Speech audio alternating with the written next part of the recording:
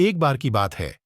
एक छोटे से गांव में एक बूढ़ा साधु रहता था जिसका नाम धर्मपाल था। वह गांव के लोगों के बीच बड़े ही प्रसिद्ध थे क्योंकि उनका चुप रहने का ढंग बहुत ही अद्भुत था। वह कभी भी अपनी भावनाओं को बयान नहीं किया करते थे, परंतु उनके चुप रहने में एक अद्भुत शक्ति थी।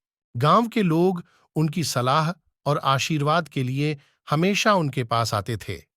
वह सभी के समस्याओं को सुनते और उन्हें चुप रहकर ही उनका समाधान देते थे।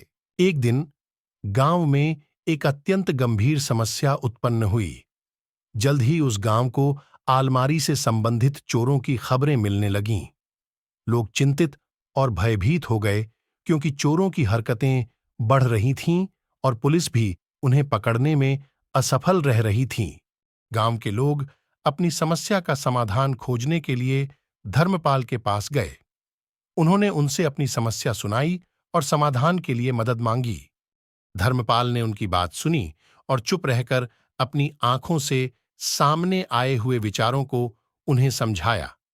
उन्होंने कहा, जीवन में हर समस्या का समाधान चुप रहकर ही मिलता है। शांति और स्थिरता में ही सबका समाधान छिपा होता है। धर्मपाल ने गांव के लोगों को सलाह दी कि वे अपनी समस्याओं को चुप रहकर हल करने का प्रयास करें।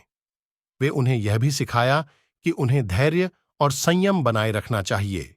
गांव के लोगों ने धर्मपाल की सलाह मानी और उनके अनुसार कार्रवाई की।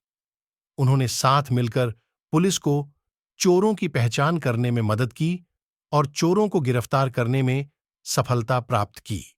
उस गांव में आए दिनों में चोरी की घटनाएं कम होने लगीं और लोगों की सुरक्षा में सुधार हुआ। धर्मपाल के चुप रहने का ढंग और उनके आदर्शों की पालना ने लोगों के दिलों में एक नई ऊर्जा को जगाया। उन्होंने अपने जीवन में संयम और धैर्य के महत्व को समझा और उसे अपनाया। इस घटना ने स्पष्ट किया कि चुप रहना भी किसी बात का संकेत हो सकता है और यह उस संकेत की भाषा है जो हमारे आसपास की समस्याओं का समाधान देती है।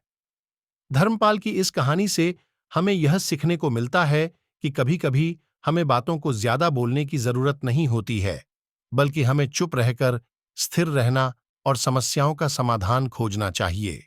चोरी की समस्या के समाधान में सफलता प्राप्त करने के बाद गांव के लोग धर्मपाल के बड़ा आभारी थे।